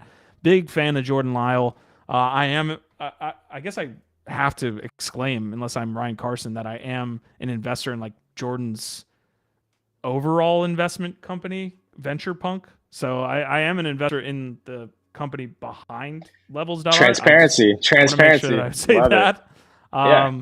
But I just love Jordan, man. Like there's a comment in chat, Justin Casey saying, I really like Jordan, always ahead of his time. He really is. That's what I was trying to kind of hit on with his creation of Meme, his founding of the Nifty's platform. Those were all ahead of their time. Let's get them on. Can we get them on? Okay, look, this is not alfalfa. This is anti-alfalfa. This is literally the worst thing you could ever do with your money. I'm being straight up. Do not do what I did. Like, this is not financial advice. I'm not trying to be a jokey joke. I mean, I'm kind of joking about like how dumb I am. I just did this because I saw some degenning, and I think they're so ugly that I'm just like, okay, maybe it's a thing. Do not fucking gamble with money you can't lose, which is hopefully what I'm doing. I fucking aped into these chungos. This is what I bought last night. I think it's literally the ugliest, dumbest shit I've ever had, other than maybe the skeleton mask one, which is pretty rare. What is this? That's fucking chungos. Dude, they're so fucking ugly, bro. What? But look, I'm just sharing, I'm sharing what I did. Yeah, exactly. I'm not bullish on this long term right now, but who knows? Who the fucking knows? I'm not going to make any money long term on this, but I'm hoping to potentially flip off momentum. I'm telling y'all straight up, don't fucking buy these unless you can lose your money. Like, but I aped in the chungos. Fucking dumb as shit. So who's behind it? Like, what's the bro? Okay, got this it. Is are you hearing what I'm saying? Pure Q? I mean, yeah, pure. This is the dumbest shit I've ever done with my money. Is what I'm saying, Q. Okay, got it. Perfect. I thank you for your transparency. Okay, guys, we're wrapping up the episode here with Gifdead in awesome fashion, might I add, with some alfalfa on both sides of the fence. Anyways, we are about to get up out of here. Thank you so much for the comments coming through. Prodigy saying Q is the next Ryan Carson. Thank you. Marty McFly saying, what about How to Lose a Guy in 10 Days? Is it S tier?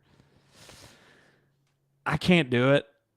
Just because I'm not like, he's big into the rom-coms can't be S tier.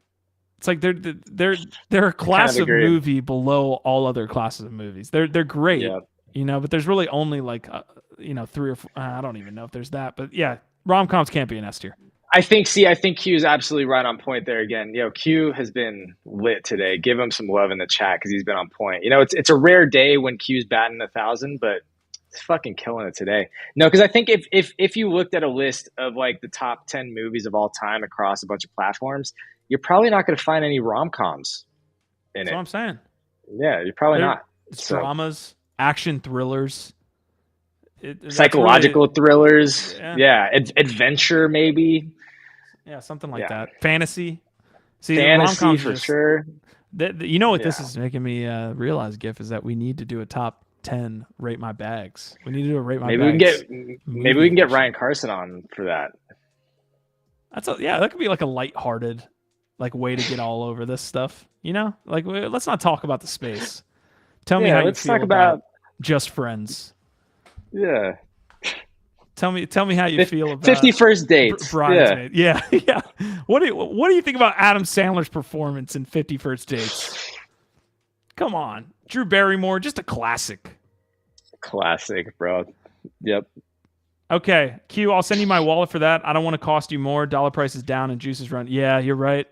We need to send that ape over. Darren is saying just tune in, but we'll watch the episode after if you're watching after. Thank you. It's been a great time. Thank you for joining us on this 2-hour journey, this rocket ship that has Yuga news tomorrow. Quantum variant. Big love to you. Yuga news tomorrow. And also for KW, I'm thinking maybe some back today, friend. I think maybe hit the gym, hit some back, maybe some traps, maybe some lats. I don't know. It's going to be good. I need to do legs, but I think I'm going to push that till tomorrow. Sewer Pass Minutes tomorrow. Gifdead, we keep getting comments that it's happening on the 7th. Fuck. I'm fucked, bro. I haven't played my sewer passes. God damn it.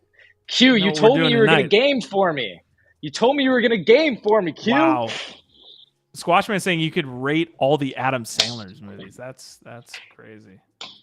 Hold on. Before we leave here, we need to confirm this. We need to confirm this date.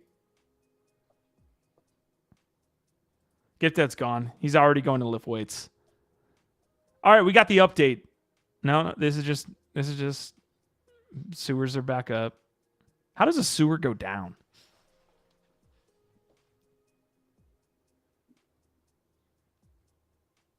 Gifdead really left me.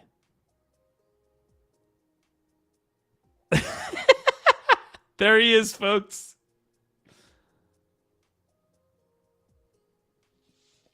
What's happening here? I just realized 2 hours into the episode that our music is like elevator music.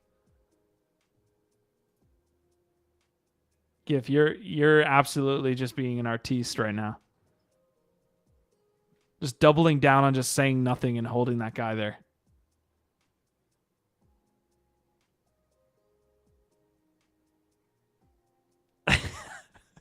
Now, all right, folks, we're staying live on here until Gifdead comes back into the picture. He thinks he can just hold that up there, that gnome up there until I stop. Bro, I got shit to do today. God damn it. You're with these nice people. I'm trying to get this release date. This is Yuga show. Do we have it? Let's All right, you know what? Where's the cowboy hat? I don't have enough mental fortitude to get by the rest of this episode. We had a lot of emotions up and down. Floating open edition GIF. Got to get ETH ready in case there's a fall on reveal. Okay. Open edition nudes are coming. Dude, the fact that we didn't get to this it's happening on the 7th and not the 8th. Oh, I'm fucked, bro. So sewer passes are revealing? I fucked up. Man. I gotta go play Dookie Dash. There goes the rest of my day. So much for the gym, K-Dub. It's not happening. There go all my gains. Thanks, Bored Apes. Thanks, Dookie Dash. All right, we see a lot of volume picking up on the sewers. All right, we have to go and figure this out. You got to do it. Sometimes you just got to figure it out yourself, and that's what you're gonna have to do today. Y'all tell Q in the chat. Tell Q in the chat he's got to play for me. Otherwise, my sewer pass is gonna go to 0. I'll do it. How do I winnings? Oh my god. Fuck off, bro. All right, folks.